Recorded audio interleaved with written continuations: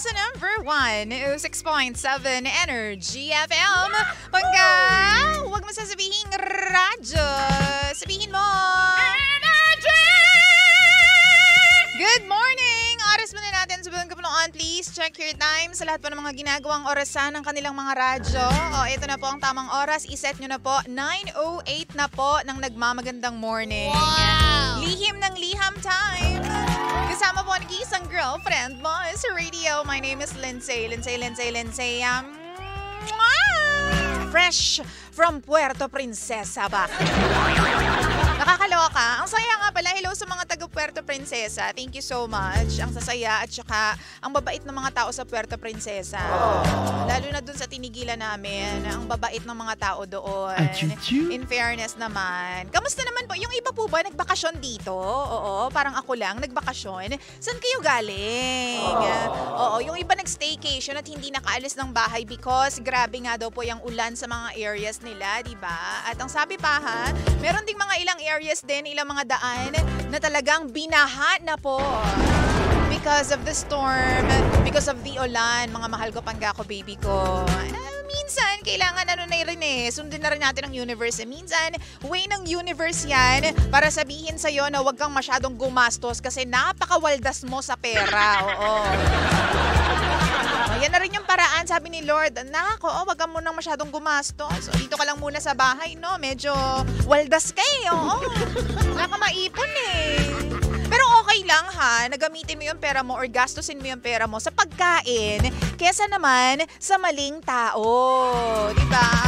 Kesa naman sa lagi mong binibilihan ng mga gamit-gamit yung maling tao na yan. Kasi kung tinitipid mo yung sarili mo, no? Huwag naman ganon. No? O, unahin mo yung sarili mo para mas able ka na mahalin yung ibang tao. Diba?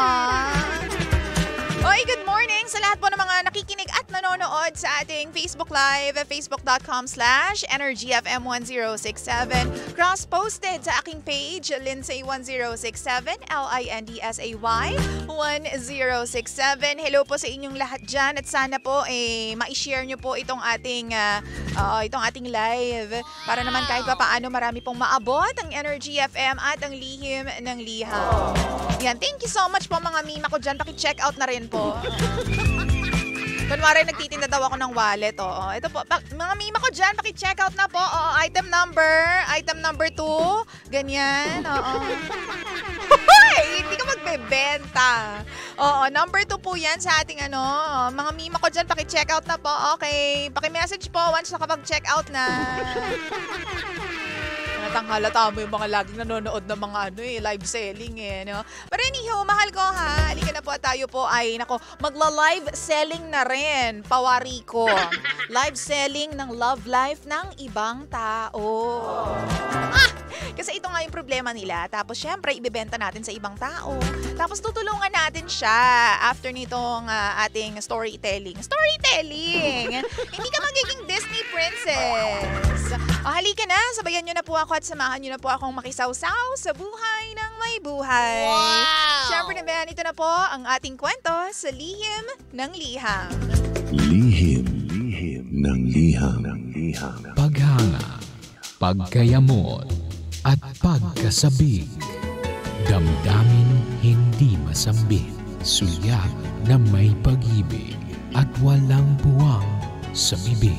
Iluluha na lang ba o sa liham ilalakip? Here we are, face to Lihim ng Liham. 'cause there's nothing I can do to keep from loving you. Lihim ng Liham.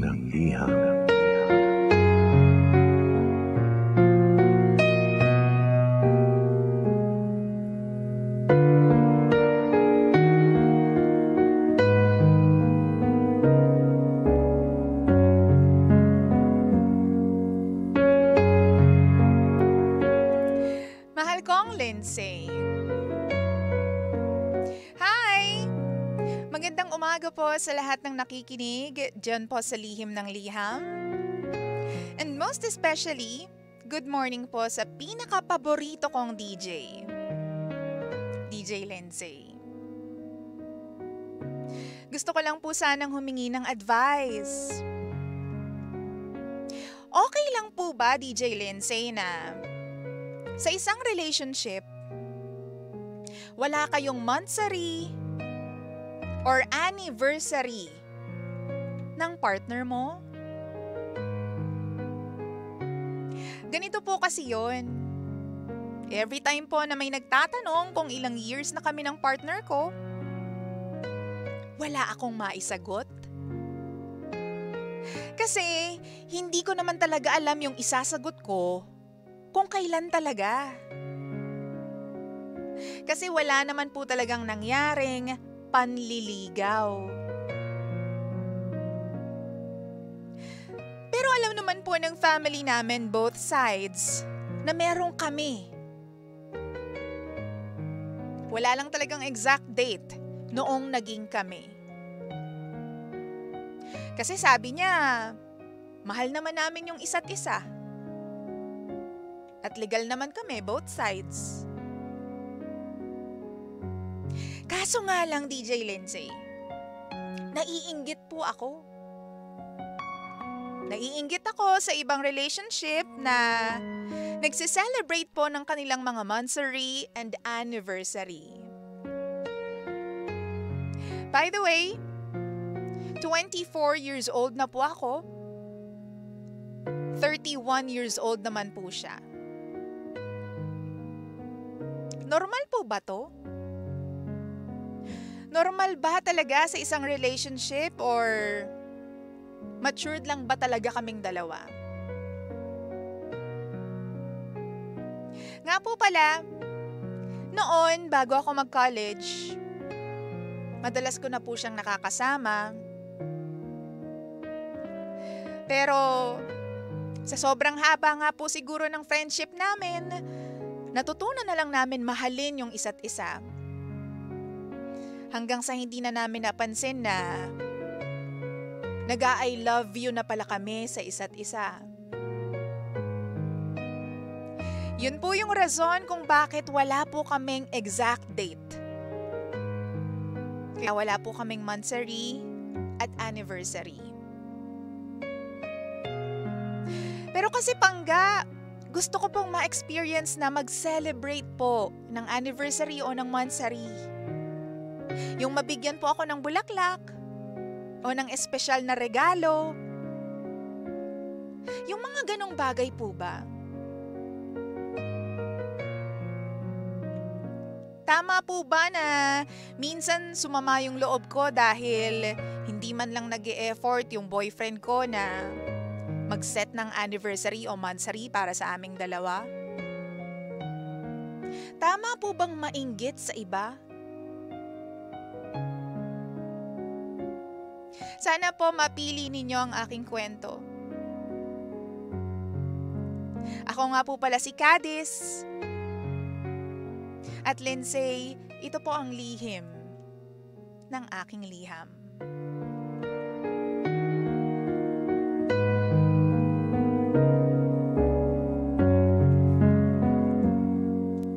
Lihim ng liham.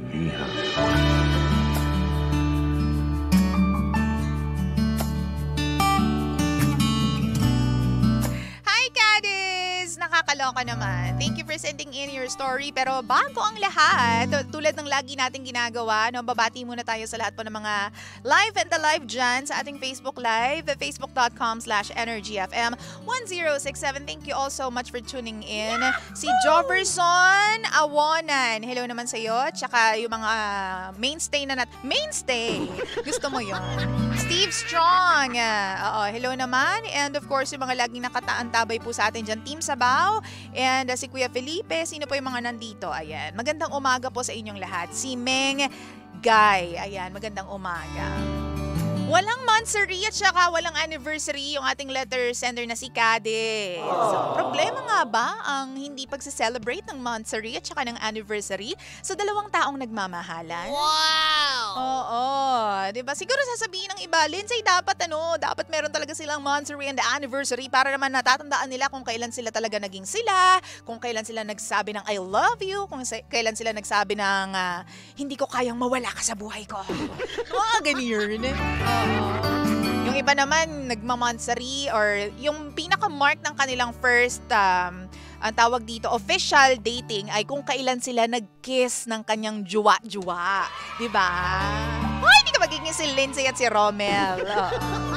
Ganyan. Pero hindi naman siguro, para sa akin lang ha, parang hindi naman yata ganun ka-importante kung meron kayong monthsary or anniversary. Pero sige, let's find out sa mga tao po na nandyan sa ating Facebook Live. Again, i-share nyo na po itong Facebook Live natin. At ano nga ba ang masasabi mo? Ano nga bang mako-comment mo para sa mga tao na tulad ni Cadiz na walang sineselebrate na date kung kailan sila naging sila? Ibig sabihin, hindi sila nagsiselebrate ng monthsary and anniversary just because hindi nila alam kung kailan talaga sila officially naging mag-on. Yun po ha. Kasi naiinggit daw si Cadiz sa iba. So ito, basahin natin. Sabi ni Che, magwawala ako kapag walang monthsary. Joke lang. Okay lang yan, ate. Ang mahalaga, mahal naman ninyo ang isa't isa. Sabi naman ni Rosie, gawin mo na lang anniversary yung unang halik at first lalo-lalo ninyong dalawa.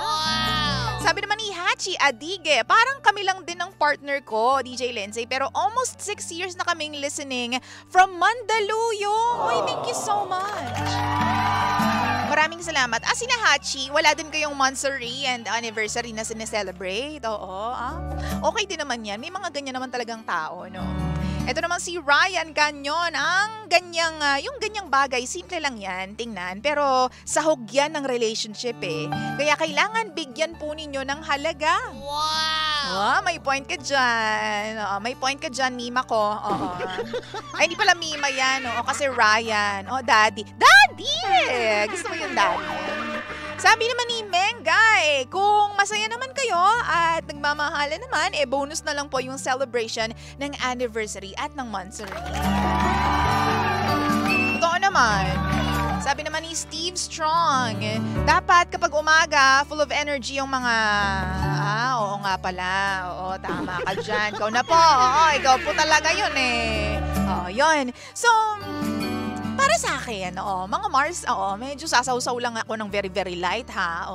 Para sa akin, naniniwala ako na it doesn't matter. For me lang to, Cadiz, no? It doesn't matter kung meron kayong date, 'di ba, na nagsisignify kung kailan kayo, naging mag-on, ganyan, or kung kailan yung mark ng pagiging lovers ninyong dalawa, no? Kasi tulad nga ng sinasabi ng mga ibang mga pangga natin dito, ang mga halaga talagang nagmamahalan kayong dalawa. Kasi 'di ba may mga nagse-celebrate nga ng monthsary at anniversary pero parang gusto na magpataya naman, 'di ba? Oo. May mga nagse-celebrate ng monthsary and anniversary pero niloloko naman ng isa't isa. So, but then again, diba, may mga ganong pagkakataon at meron talaga mga ganong scenario kung saan nangyayari talaga yon, diba? They seem truly perfect, no? Kasi may mga celebration sila, diba? Lahat na lang sineselebrate yung unang pagkakita ng friends, diba? Tawag dito si TJ Monterde at saka si KZ Tandingan. Oo, tinreat ni TJ si KZ one time sa isang restaurant. Parang ang pinalabas niya is that meron daw gig, ganyan. Yun pala, sineselebrate nilang dalawa or isi-celebrate nilang dalawa yung unang beses na nagkakilala sila or naging friends silang dalawa.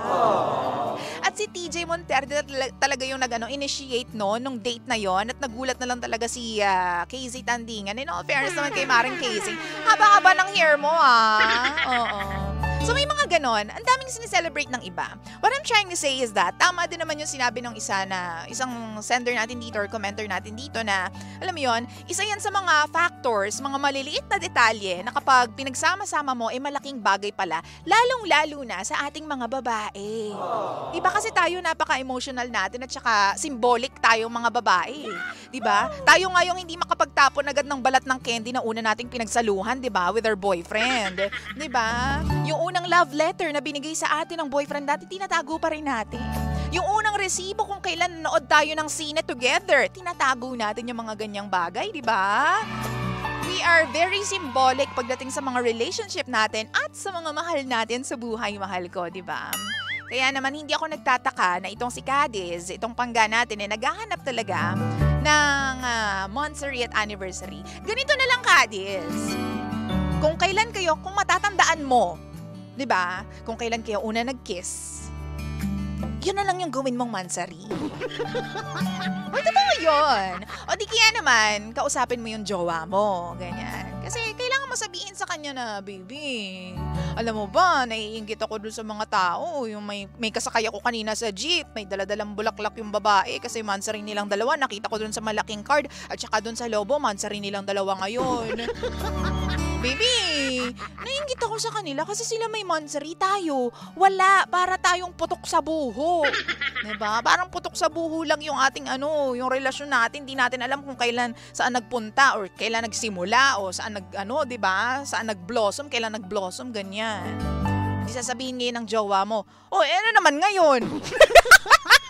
Knowing mga lalaki, mga ganyan, mga reaksyon na ng mga lalaki. Kailangan ba may ganyan? I-explain mo. Kasi baby, gusto ko nga mag-celebrate tayo ng monthsary para naman makakain tayo sa labas, tapos magbigayan tayo ng gifts, ganyan. Tapos sa mga lalaki naman kasi very easy to bend naman yung mga yan, lalong-lalo na kung alam ng boyfriend mo na yung mga bagay na yon ay magpapasaya sa'yo. Hindi naman yan para sabihin na, huwag ka nga mag-inarte ng ganyan, ang tagal-tagal na natin. Ganyan. Hindi yan. Kailangan mo lang iparamdam sa kanya na gustong-gusto mo talagang magkaroon ng monthsary. Tapos alam mo ang ending niyan, 'di ba? Magkakaroon na lang kayo ng negotiation. Oo, at sasabihin niyo na lang sa isa't isa, sige, ganito na lang since favorite number ko naman yung number 2. At ikaw din naman, yan yung jersey number mo, number 2. Ganyan. Sige, 2 na lang yung monthsary natin. Every second of the month na lang yung monthsary natin. Oh, 'di ba?